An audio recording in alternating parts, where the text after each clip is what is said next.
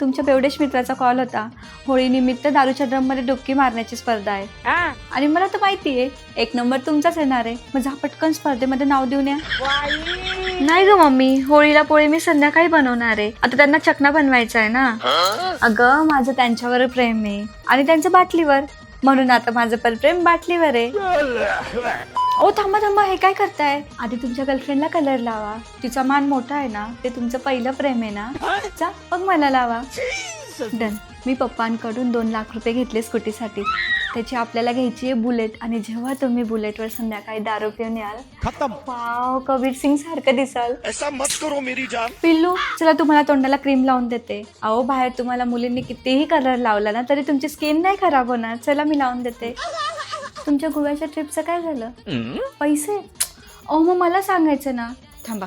Hello पप्पा, यांच्या phone पेला 50,000 रुपये टाका. अहो एवढं टेन्शन कशाला घेताय? आज होळी आहे, तुम्ही मनसोक्त दारू प्या.